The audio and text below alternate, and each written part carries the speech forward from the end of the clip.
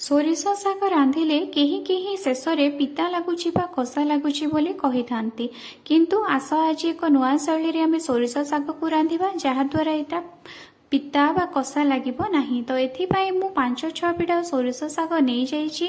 एहा सहित मु सोरिष शाग को एबे बाछि नेउची। बाछिबा पई आपण चेरोटु टिकी ऊपर को एमिति हातरे छिंडेई देबे एवं चेरो सब फिंगी देबे। जदि हातरे गोटी गोटी करी आपण छिंडेई पारु नाहंती ताहेले चेरोटु टिकी ऊपर को एमिति काटी देबे एवं चेरो सब अलगा करी फिंगी देबे। एबे सोरिष शाग को आपण भल भावे बाछि नियंतु काहेकि ना एहा मध्यरे घास मध्य रही थाए।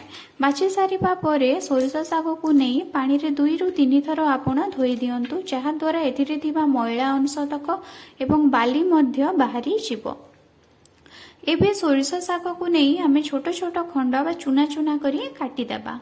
सोरिष शाग को रांधिबा पई मु गोटे बड़ पियाज को काटी नै जाईची। ता सहित 2टी बड़ बड़ टमाटो को काटी नहीं जाइछि। ता सहित किछि रसुण एवं 2टी कंचा लंका नहीं जाइछि।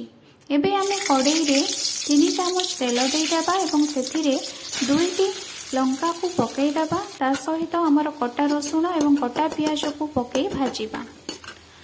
पियाज एवं रसुण लाल हो जिबा परे एबे सेथिरे आमे कटा टमाटो को पकेई देबा एवं ता ऊपर लूण देई देबा।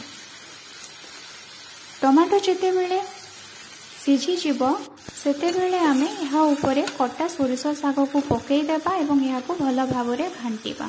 यहाँ ऊपरे घुड़नी देबा नाही। यहाँ को एमिति खाली छाड़ी देबा एवं गैस रो फ्लेम को पूरा लो करिकी रखिबा।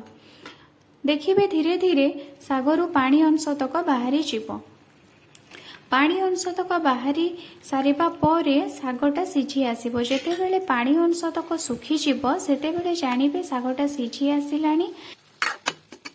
एबे आमे अन्य एक जगह 1 चामच तेल दे देबा एवं सेथिरे किछि रसुण पकेई देबा। रसुण लाल हो गला परे ताकू आनी आमे ई शाग ऊपरे ढाली देबा एवं संगे संगे घोड़नी बंद कर देबा जा फल रे कि रसुण रा बास्नाडा बाहर को जीव नाही।